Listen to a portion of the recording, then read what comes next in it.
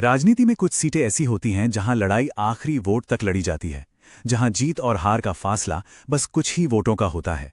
छत्तीसगढ़ की कोटा विधानसभा सीट बिल्कुल एक ऐसी ही कहानी है।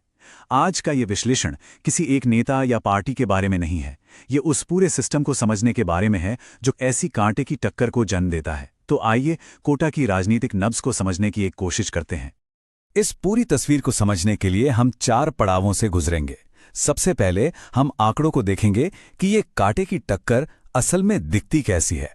फिर हम उन बदलती लहरों को समझेंगे, मतलब वो बाहरी ताकतें जो यहाँ की राजनीति पर असर डाल रही हैं। इसके बाद हम सीधे जमीन पर उतरकर जनता की नब्ज पकड़ेंगे कि लोगों के असली मुद्दे क्या हैं, और आखिर में हम शासन के रास्ते पर बात करेंगे कि ऐसी सीट पर जीत को एक स्थायी गवर्नेंस में कैसे बदला जा सकता है। तो चलिए शुरू करते हैं पहले हिस्से से और उन आंकड़ों को देखते हैं जो कोटा की कहानी कहते हैं। ये वो नंबर्स हैं जो साफ बताते हैं कि क्यों इस सीट को हमेशा एक मार्जिनल सीट या कांटे की टक्कर वाली सीट कहा जाता है। देखिए, छत्तीसगढ़ के राजनीतिक नक्शे पर कोटा एक बहुत ही अहम चुनावी क्षेत्र है। पूरे राज्य की राजनीति का मिजाज अगर समझना हो तो कोटा जैसी सीटों की धड़कन को सुनना ही पड़ता है, क्योंकि यहां सच में हर एक वोट से फर्क पड़ता है। 7,957 ये सिर्फ एक नंबर नहीं है, ये 2023 के चुनाव में जीत और हार के बीच की एक बहुत ही पतली सी लकीर है। जरा सोचिए, लगभग 2 लाख लोग वोट डालते हैं और फैसला सिर्फ इतने कम वोटों से होता है। ये दिखाता है कि कोटा की सियासत कितने नाजुक धागे से बंधी हुई है। और जब हम वोट शेयर को देखते हैं तो ये कहानी और भी साफ हो जाती है। 2023 में इंडियन नेशनल कांग्रेस को लगभग 45% वोट मिले, तो वहीं भारतीय जनता पार्टी को करीब 40%, मतलब 5% से भी कम का अंतर। यही वो फासला है जो इस सीट को इतना दिलचस्प और अप्रत्याशित बनाता है। यहां हवा का रुख जरा सा भी बदला तो पूरा नतीजा पलट सकता है। तो आंकड़ों की कहानी तो हमने देख ली, पर इन नंबर्स के पीछे कौन सी ताकतें काम कर रही हैं?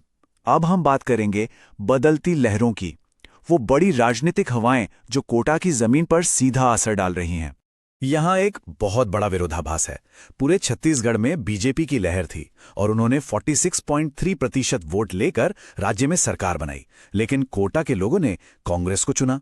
इसका मतलब ये हुआ कि यहां के विधायक को राज्य सरकार की उल्टी धारा में तैरना पड़ रहा है।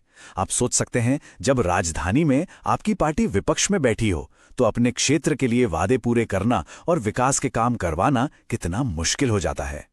कोटा की राजनीति में एक और बहुत बड़ा मोड़ आया जेसीसी यानी जनता कांग्रेस छत्तीसगढ़ पार्टी के कमजोर होने से। जेसीसी का एक मजबूत आदिवासी वोट बैंक था जो अब एक तरह से बिखर गया है।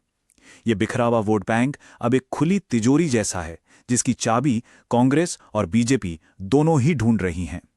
जो भी पार्टी इन वोटर्स का भरोसा जीत लेगी, समझिए कोटा का किला उसी का होगा। कोटा का चुनावी इतिहास देखिए, ये पैटर्न एक बात बिल्कुल साफ करता है, कोटा के मतदाता किसी एक पार्टी से बंधे नहीं हैं। 2013 में कांग्रेस जीती, 2018 में जेसीसी की वजह से तीसरे नंबर पर चली गई और फिर 2023 में 24% के जबरदस्त उछाल के साथ वापस आ गई। यहाँ के लोग बहुत जागरूक हैं और ये बात हमारे संवैधानिक मूल्यों को भी दर्शाती है, जहां एक नागरिक अपनी गरिमा और जिम्मेदारी के साथ सोच समझकर अपने मताधिकार का प्रयोग करता है। तो चलिए अब पार्टियों की बड़ी बड़ी रणनीतियों से हटकर सीधे जमीन पर चलते हैं और ये समझने की कोशिश करते हैं कि कोटा के आम लोगों के दिल में क्या है, उनके असली मुद्दे क्या हैं। तो कोटा के लोगों के मन में असल में क्या चल रहा है, उनकी सबसे बड़ी चिंताएं क्या हैं? किसानों के लिए ये एमएसपी और महंगी होती खाद की लड़ाई है। युवाओं के लिए बेरोजगारी एक बड़ा मुद्दा है जो करीब चौथाई आबादी को परेशान कर रही है। टूटी सड़कें और स्कूलों की खराब हालत रोज की जिंदगी को मुश्किल बना रही है। और आदिवासी समुदायों के लिए अपने हक की लड़ाई तो हमेशा से एक बड़ा संघर्ष रहा है।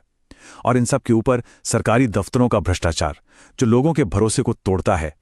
और ये नारा जल जंगल जमीन, ये सिर्फ 3 शब्द नहीं है, ये आदिवासी समुदायों की अपनी पहचान, अपनी विरासत और अपने संसाधनों से जुड़ी गहरी चिंताओं और संघर्षों का प्रतीक है। इन भावनाओं को समझे बिना कोटा की राजनीति को समझना अधूरा है। तो हमने समस्याएं समझ लीं, राजनीतिक समीकरण भी देख लिए। अब सवाल यह है कि आगे का रास्ता क्या है? एक ऐसी सीट पर शासन कैसे किया जाए जहां हर कदम पर चुनौती है? ऐसी सीट पर गवर्नेंस का रास्ता 4 स्तंभों पर टिका होता है। पहला, लोगों की छोटी छोटी असली समस्याओं को सीधे तौर पर और जल्दी सुलझाओ। दूसरा, जमीनी स्तर पर एक ऐसा नेटवर्क बनाओ जो लोगों की बात सुने और सच्ची खबर ऊपर तक लाए।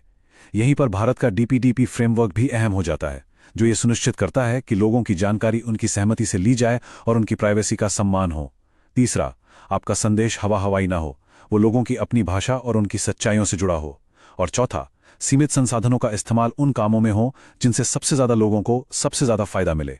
अब अगर हम मौजूदा विधायक अटल श्रीवास्तव की बात करें तो जमीनी हकीकत एक मिली जुली तस्वीर दिखाती है। लोग ये मानते हैं कि वो बहुत मेहनती हैं, उनकी वर्क रेट काफी हाई है, वो लगातार क्षेत्र में सक्रिय रहते हैं, लेकिन जनता के साथ विश्वास का एक गहरा रिश्ता बनाने में अभी भी थोड़ी दूरी बाकी है। उनकी मेहनत उनकी सबसे बड़ी ताकत है, पर इस मेहनत को जनता के अटूट भरोसे में बदलना ही असली चुनौती है। और ये सब हमें एक बुनियादी सवाल पर लाकर खड़ा कर देता है।